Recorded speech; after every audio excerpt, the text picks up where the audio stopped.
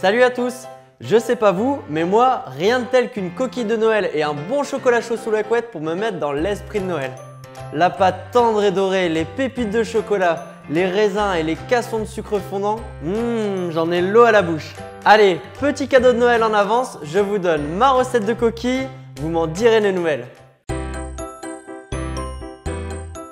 Pour réaliser la pâte, vous aurez besoin de 10 g de sucre inverti, 15 g de levure boulangère fraîche, 180 g de lait, une cuillère à café de sel, 2 œufs, 80 g de sucre, 500 g de farine T55 et 100 g de beurre. Pour garnir vos coquilles, vous pouvez utiliser des cassons de sucre, des pépites de chocolat ou encore des petits raisins secs.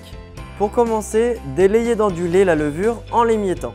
10 minutes après, versez le mélange dans la cuve du batteur, ajoutez-y les œufs, la farine, le sucre, le sel et une cuillère à soupe de sucre inverti qui évitera le dessèchement et donnera l'onctuosité à la brioche. Utilisez le crochet du batteur pour pétrir la pâte. Pétrissez pendant environ 5 minutes. C'est une étape importante car c'est là où vous allez donner de la tenue à votre brioche. Attendez donc qu'elle se lisse et se décolle des parois. À ce moment, ajoutez le beurre. Il ne faut pas qu'il soit trop mou, donc sortez-le du frigo 5 minutes avant de l'incorporer, c'est suffisant. Et repétrissez, toujours en vitesse lente. Pensez à corner les bords de la cuve toutes les 5 minutes. Au bout d'environ 20 minutes, elle se redécollera des parois. Pour finir le pétrissage à la main, voici le mouvement que vous devez adopter.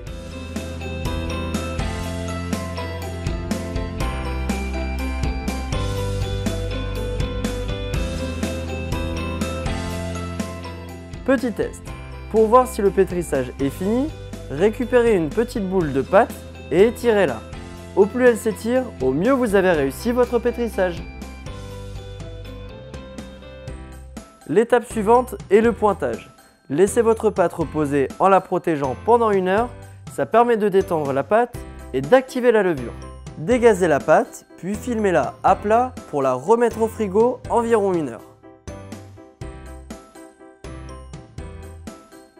Fleurez légèrement la pâte avec de la farine, dégazez-la à nouveau, puis détaillez des morceaux de 250 g.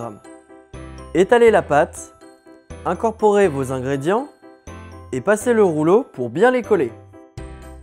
Roulez-la ensuite pour réaliser un boudin et pincez la fermeture pour créer la soudure. Relissez-la légèrement pour lui donner une forme de base. Pendant que votre pâte repose 10 minutes au frigo, préparez votre plaque et graissez vos moules s'il s'agit de moules inox. Si vous utilisez des moules carton, pas besoin de les graisser. Quand tout est prêt, reprenez vos brioches en disposant la soudure vers le bas. Pincez les deux côtés de la coquille avec la tranche de vos mains pour former les deux boules. Disposez-les dans vos moules à coquille, la soudure toujours vers le bas. Laissez-les pousser toute la nuit à l'air libre dans un endroit tempéré.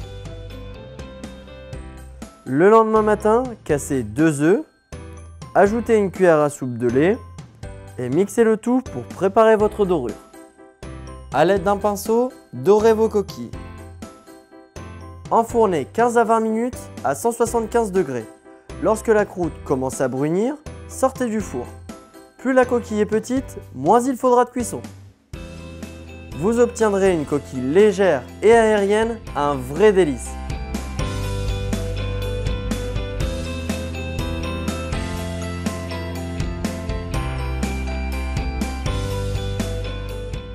Voilà, je vous ai montré comment réaliser une belle coquille de Noël. Maintenant, pour le chocolat chaud, chacun sa recette.